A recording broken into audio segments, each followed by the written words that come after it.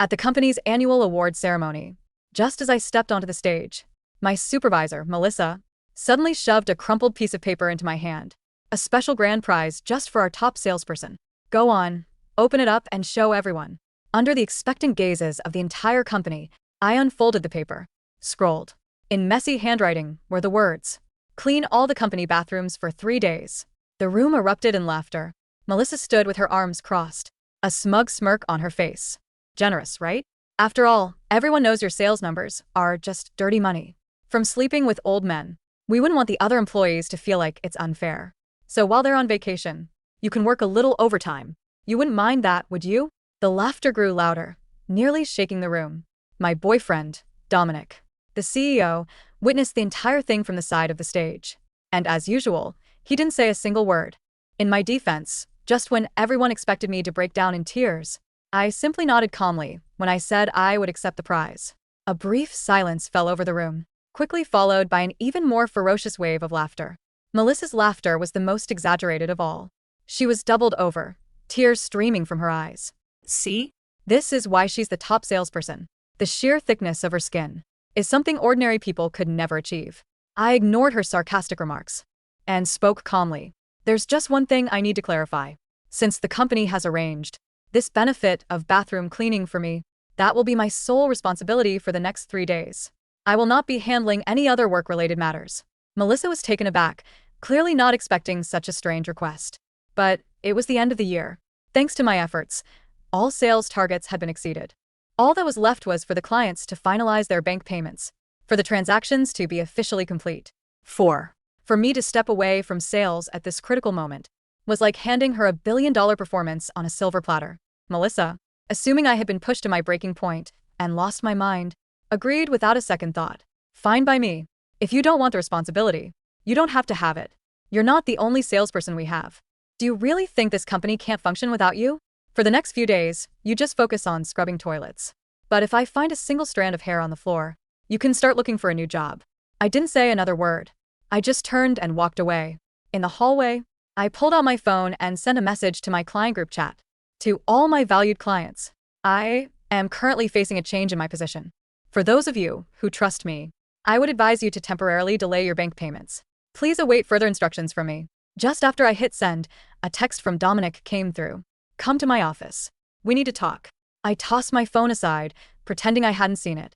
We met in college. After graduation, at Dominic's persistent pleading, I turned down a 6-figure job to help him build his company from the ground up. He always said that as soon as the company hit $1 billion in revenue, we would get married. I believed his empty promises and poured my heart and soul into the company. All I got in return was neglect and constant put-downs. Melissa had only been with the company for 3 months. Her sales numbers were a fraction of mine. But because Dominic was so impressed with her supposed overseas background and prestigious education, he promoted her to sales manager, completely bypassing me. And me, the top salesperson for 3 years running. My reward was the honor of cleaning toilets for 3 days. Through the sympathetic and gloating stares of my colleagues, I walked to the janitor's closet and changed into a cleaning uniform. As I was carrying a bucket towards the bathrooms, a voice called out from behind me, "Chloe, stop." It was Dominic. He usually pretended not to know me at the office. This was the first time he had ever called out to me. In front of everyone, he strode towards me, his face a thundercloud, and looked down at me with condescension. "I told you to come to my office. Why didn't you?" I didn't offer an explanation.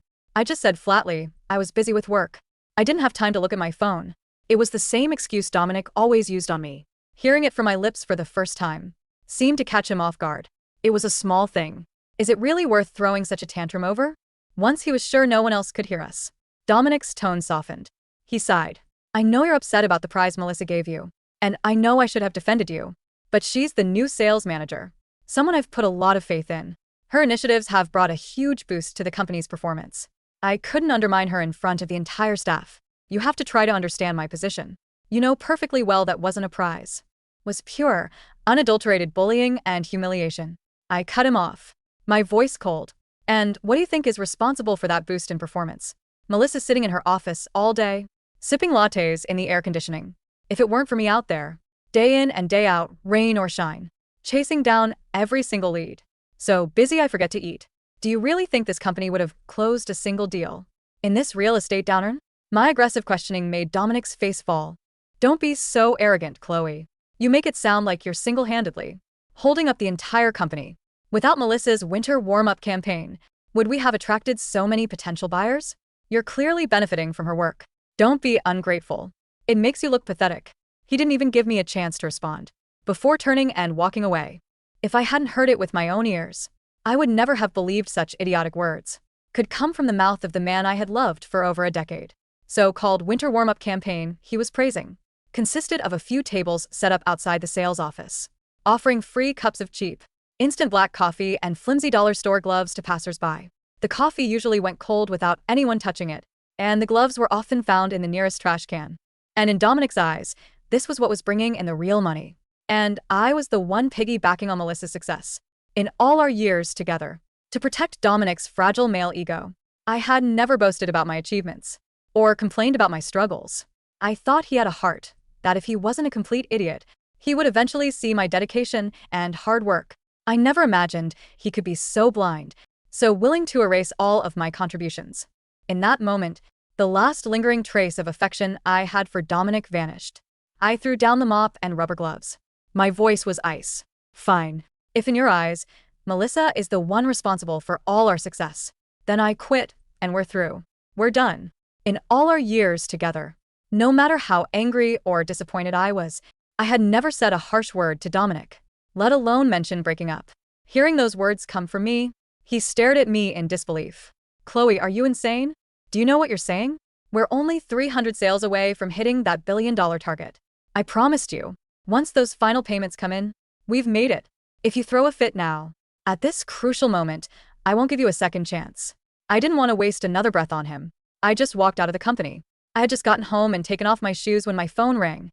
It was my mother. The moment I answered, her voice, sharp and angry, assaulted my ears. Are you crazy? Chloe, did you fight with Dominic? I'm telling you, you go and apologize to him right now. You're a woman. Everything you have today is because of him. Don't be so ungrateful. Her voice grew shriller. Dominic is young and successful. The fact that he's been with you for 12 years is a blessing.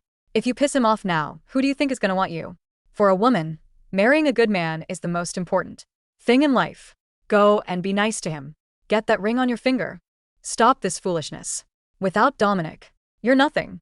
I held the phone, a bitter laugh rising in my throat. Throughout our relationship, Dominic had always been able to easily win over my mother with small gifts and gestures, a few health supplements, red envelope with some cash during the holidays, and she would treat him like a savior, and then turn around and lecture me about being obedient. He must have given her something good this time, for her to be so eager to play his advocate, without even bothering to ask what had happened. I didn't argue. I didn't explain. I just waited until she had exhausted herself, and then I hung up. My phone screen was still lit. I opened my client group chat and typed a message to all my clients. I have decided to resign from my position at Sterling Properties. If you have any future real estate needs, please feel free to contact me directly. Less than a minute after I sent the message, the chat exploded. Chloe, you're leaving? What about the properties we've already put offers on? I only trust you. I don't want to deal with anyone else. Yeah, we chose Sterling because of your expertise. If you leave, we'll follow you. No matter which company you go to, we're with you. Without you, who else at Sterling is going to be so dedicated to helping us? I haven't finalized my paperwork yet. Wherever you go, I'll go. Just tell me what to do. The messages flooded in one after another. No questions, no doubts. Just unconditional trust and support. 12 years of selfless dedication meant nothing to Dominic. But my genuine efforts to help these clients, they remembered every single one. It wasn't that my sincerity was destined to be betrayed. It was that Dominic was never worthy of it in the first place. I wiped away a tear and replied to the group. Thank you all for your understanding and support. Soon as I have determined my next steps, I will let you all know immediately. Reading those heartfelt messages, the knot of tension that had been tightening in my chest all day finally began to loosen. Just then, I received a direct message from an unknown number. The sender identified themselves as a recruiter to Miss Simmons. We have been following your excellent reputation in the industry. We understand you are considering a change, and we would like to extend a sincere invitation for you to join one of our partner firms. A compensation would be double your current salary, and you would have your choice of position. Would you be interested in discussing this further? I replied with a quick "I'll be in touch," and turned off my phone. I didn't sleep a wink that night. But I felt no fatigue the next morning. I arrived at the office on time, ignoring the stares of my colleagues. I walked straight to my desk and began packing my things. Just then, Melissa approached me with a sickeningly sweet smile. "Chloe, don't you have a sense of humor? It was just a little joke. Making you clean the bathrooms. Why did you have to go and resign? There's no need to be so dramatic. How about this? I'll give you a little bonus out of my own pocket as compensation. Here," she said, holding out a red envelope. "This is for you. À $250 bonus." She emphasized the 250, a number that is a common insult, her smile dripping with malice. The company had had a banner year. Every employee who participated in the annual raffle received a cash prize, with the lowest being over $8,000. And me, a senior employee and the top salesperson, was being offered this pittance, an amount that was a blatant insult. It was the ultimate humiliation. A wave of fury washed over me, and I slapped her hand away. It wasn't a hard slap, certainly not enough to knock someone over. But Melissa let out a dramatic cry and stumbled backward, collapsing in front of my desk, her eyes immediately welling up with tears. "Chloe, I was just trying to be nice and give you a bonus. You didn't have to hit me." Seeing her damsel in distress act, Dominic, who had rushed over at the sound of the commotion, grabbed my arm without a second thought. "Chloe, my patience with you has its limits. If you don't apologize to Melissa right now, you will never set foot in this company again." I wrenched my arm from his grasp. "Dominic," I said, my voice cold, "are you suffering from memory loss? I already told you I was quitting yesterday. I'm just here to collect my personal belongings." Dominic's face turned ugly. He stepped in front of me, blocking my path. "You can quit, but you're leaving the files for those 300 clients here." I stopped and looked at him, my expression unreadable. "Fine." I agreed without hesitation. I bent down, took a neatly organized stack of client files from my box, and placed it on the desk beside me. "But I should warn you, those 300 clients came to us because of my reputation and my expertise, not because of Sterling Properties, and certainly not because of you or Melissa." Dominic laughed as if I had told the funniest joke in the world. "Chloe, you're giving yourself way too much credit. Without the Sterling platform, who do you think you are? You think you could have closed all those deals without the resources this company provided? Don't flatter yourself." Melissa, standing beside him, chimed in. "Exactly. She really thinks she's something special. Once we take over, we'll have no problem keeping those clients. You really think the company will fall apart without you?" I didn't bother arguing with them. It was pointless. I straightened the files on the desk, making sure everything was there, then picked up my box and turned to leave. Just as the elevator doors were opening and I was about to step inside, a panicked voice shouted from behind me, "Mr. Keyes. Miss Sanders, we have a huge problem." An employee, his face pale, ran up to Dominic, stammering the front desk has been flooded with calls. It's all the clients who put in offers. They all want to cancel. We've already counted over 100, and the calls are still coming in." The elevator doors began to slide shut, framing the chaos like a cinema screen. I saw Dominic's face shift from arrogance to pure, unadulterated panic. He lunged toward the elevator, his hand outstretched as if to physically drag me back into the mess he had created, but he was too slow. The stainless steel doors met with a soft ding, sealing him away. For a moment, I stood in the descending quiet of the elevator box, watching the floor numbers tick down. 20, 19, 18, with every floor, the weight on my shoulders lightened. I expected to feel sad. I expected to mourn the 12 years I had poured into that man and that building. Instead, I looked at my reflection in the polished metal doors. My eyes were red-rimmed, yes, but my posture was straight.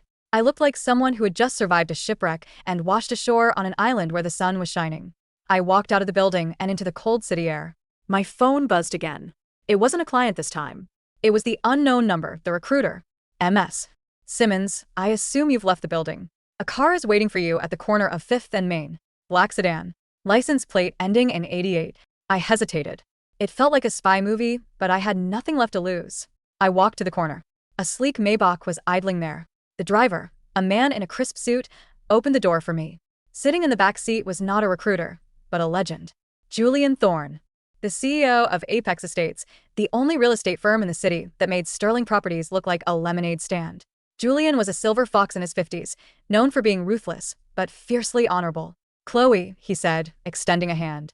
"I've been trying to poach you for 5 years. I figured today might finally be the day Dominic broke you." "You have good timing," I said, my voice hoarse. "I have good intel," he corrected. "I know about the bathroom incident. I know about Melissa. And I know that as of 10 minutes ago, Sterling's switchboard is melting down. I want you at Apex. Not as a salesperson. I want you as the VP of sales. I stared at him. VP? I don't have management experience. Dominic never let me.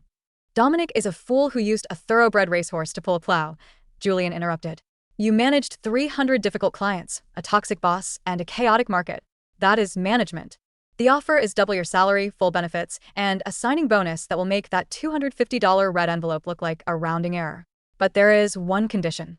I stiffened. What? Julian smiled, a shark-like grin that was surprisingly comforting. You have to crush them. I want Sterling's market share. I want their reputation. And I want you to be the one to take it. I looked out the window at the looming skyscraper of Sterling Properties. I thought of Melissa's smirk.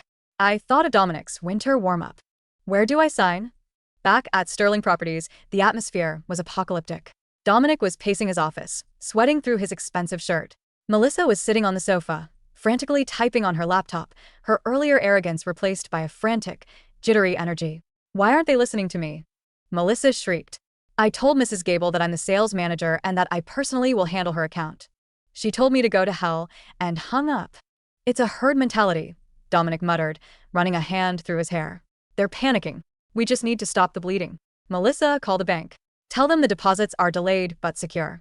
I can't, Melissa stammered. What do you mean you can't? Dominic roared. I don't know the login for the escrow portal, she whispered. Chloe always handled the back-end transfers. Dominic froze. He stared at her. You're the manager.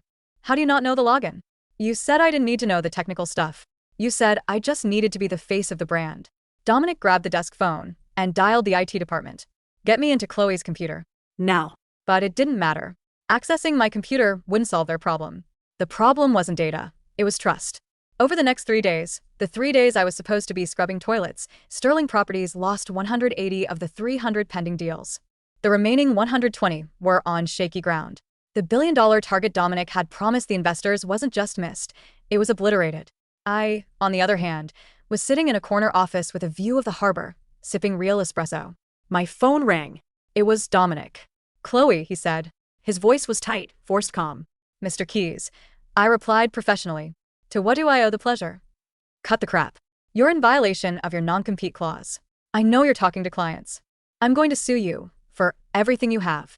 Actually, I said, leaning back in my Herman Miller chair. I haven't solicited a single client. I sent a resignation notice. They contacted me. And regarding the non-compete? I had my new legal team at Apex review my contract with Sterling. You forgot to countersign the renewal last year, Dominic. You were too busy mentoring Melissa in the Hamptons during contract week. My non-compete is invalid. Silence on the other end. Come back, he said. The anger was gone, replaced by a pathetic desperation. Chloe, please. Melissa, she's overwhelmed. She can't handle the volume. If you come back, I'll fire her. I'll give you her job. We can get married, just like we planned. I laughed. It was a genuine, hearty laugh. You'd fire her? The woman you humiliated me for? That shows me exactly how much loyalty you have, Dominic. You don't love her and you never loved me. You only love your bank account. And right now, it's looking a little empty. I will destroy you, he screamed. You're doing a fine job of that yourself, I said and hung up. 2 months passed. The real estate market is small. Word travels fast. The narrative shifted quickly from Chloe left to Sterling is sinking. At Apex, I wasn't just selling, I was building a system. I took the chaos I had managed at Sterling and streamlined it. I hired 2 junior agents to handle the paperwork, so I could focus on strategy. I treated them with respect. I didn't make them clean bathrooms. Melissa, meanwhile, was trying to implement her strategies to save Sterling. She spent the company's remaining marketing budget on a massive billboard campaign featuring her own face. The slogan was Sterling, Beauty in Living. It was vapid. It was expensive. And it didn't bring in a single lead. Then came the winter warm-up scandal. It turned out that the cheap gloves Melissa had distributed were made of a material that caused allergic reactions. 3 potential clients sued Sterling for medical damages. It made the local news. Sterling Properties, from toilets to lawsuits, the headline read. I was at a lunch meeting with Julian when the news broke. He slid his tablet across the table to me. Your ex-boyfriend is not having a good quarter, Julian noted dryly. He's not a bad builder, I admitted, looking at the photo of Dominic shielding his face from cameras. He knows construction. He just doesn't know people. He thinks everyone is a tool to be used. The board of Sterling called me this morning, Julian said quietly. I looked up, sharp. What? They're looking for a buyout. The bank is calling in their loans. They can't make payroll next month. My heart hammered.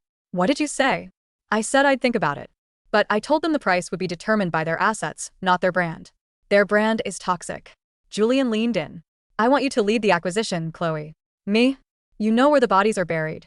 You know the true value of their land bank.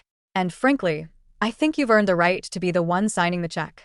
The acquisition meeting was held in the Sterling Properties conference room, the same room where, months ago, the staff had laughed at me. I walked in wearing a tailored navy suit that cost more than Melissa's car. Julian walked beside me, but he had made it clear, I was the lead negotiator. Dominic sat at the head of a table. He looked 10 years older. His suit was rumpled, his eyes sunken. Melissa was next to him, looking small and terrified. She refused to make eye contact with me. When I sat down, Dominic flinched. This is irregular, Dominic rasped. Chloe is a former employee. Conflict of interest. Chloe is the vice president of Apex Estates, Julian said smoothly. And since Apex is the only company willing to buy your debt before the bank seizes your personal assets, I suggest you listen to her. I opened the file in front of me. Let's keep this simple, Dominic. We've audited your books. You're insolvent. The winter warm-up lawsuits are draining your liquidity. Your sales are down 85%. We have a legacy. Dominic slammed his hand on the table. We have the Riverdale project. The Riverdale project is stalled because you stopped paying the contractors, I countered calmly. I spoke to the foreman yesterday. He's ready to walk. Dominic turned pale. You spoke to? I speak to everyone, Dominic. That was always the difference between us. I build relationships. You build facades. I slid a contract across the table. This is the offer. We buy the company. We take the land, the unfinished projects, and the client list. You and Melissa are removed from all executive positions immediately. You receive a severance package that will keep you from starving, but you lose your equity. I built this company. Dominic shouted, tears forming in his eyes. You can't kick me out. You didn't build it, I said softly. We built it. And then you broke it. Melissa finally spoke up. What about me? I have a contract. I looked at her. Really looked at her. I didn't feel angry anymore. I just felt pity. Your contract is void upon acquisition, I said. However, Apex is a fair employer. We have a few vacancies in the maintenance department. The janitorial staff is looking for someone to cover the night shift. 3 days a week. The color drained from Melissa's face. The lawyers in the room shifted uncomfortably, suppressing smiles. That's humiliation, she whispered. No, I said. It's work. Honest work. If you want a paycheck, you can scrub the toilets. Just make sure you don't leave a single hair on the floor. Melissa burst into tears and ran out of the room. Dominic looked at the door, then back at the contract. He looked at me, searching for the girl who used to make him coffee and soothe his ego. She wasn't there. With a shaking hand, he picked up the pen. The transition was swift. We rebranded Sterling's projects under the Apex banner. I brought back the old culture of respect. The clients returned in droves, happy to hear a familiar voice. A few weeks later, I was leaving the office late. As I walked to the parking garage, I saw a figure waiting by my car. It was my mother. I hadn't spoken to her since the night I quit. She looked nervous, clutching her handbag. Chloe, she said. Mom, I heard about Dominic. About the company. Yes. She shuffled her feet. I heard you're a vice president now. That you're making a lot of money. I'm doing well. Well, she forced a smile. I always knew you were capable. You know, I was just telling your Aunt Martha how proud I am of you. A woman, running a big company. But you know, Dominic is having a hard time. He called me. He's living in a small apartment now. He's very depressed. I sighed, unlocking my car. That's unfortunate. He says he's sorry, she pressed on, stepping closer. He says he realizes his mistake. Chloe, he has no one. If you reached out, if you helped him get a small job, maybe you two could start over? He's still a good man deep down. And you're not getting any younger. A woman needs. I cut her off. Not with a shout, but with a raised hand. Mom, stop. I'm just trying to help. No, you're trying to secure your own comfort. You liked Dominic because he bought you things and made you feel important. You didn't care that he treated me like garbage. You told me to apologize when he humiliated me. I opened the car door. I am complete on my own. I have a career I built, a life I love, and a future that belongs to me. I don't need a man to validate my existence, and I certainly don't need a traitor like Dominic. If you want to support him, feel free. But do not bring his name up to me again. If you do, I won't be answering your calls either. I got in, slammed the door, and drove away. In the rearview mirror, I saw her standing there, mouth open, realizing that her control over me, just like Dominic's, was gone forever. 1 year later, the annual real estate awards ceremony. The same venue as the nightmare night. I stood backstage, adjusting the lapel of my jacket. I wasn't here to receive a grand prize of cleaning duties this time. And the award for Executive of the Year, the announcer's voice boomed, goes to the woman who turned the failing Sterling acquisition into the year's most profitable venture. Please welcome, from Apex Estates, Chloe Simmons. The applause was thunderous. Real applause. Respectful applause. As I walked onto the stage, the lights blinded me for a second, but I didn't flinch. I took the microphone. I looked out at the sea of faces. I spotted Julian in the front row, beaming like a proud father. And way in the back, serving drinks as a catering waiter, I saw a familiar face. Dominic. He had lost his hair, and he looked tired. He froze when he saw me on the jumbotrons. Our eyes met across the room, the CEO and the servant. I didn't smirk. I didn't mock him. I simply looked through him, as if he were part of the scenery. He was the past. I was the future. Thank you, I said into the microphone, my voice steady and strong. They say success is the best revenge. But I've learned that's not true. Success isn't about revenge at all. It's about realizing that you were never defined by the people who couldn't see your worth. It's about building a house where you can finally breathe. I raised the trophy. This is for the girl who cleaned the bathrooms. She cleaned up the mess, and now, she owns the building. The room erupted. I smiled, and this time, the smile reached my eyes.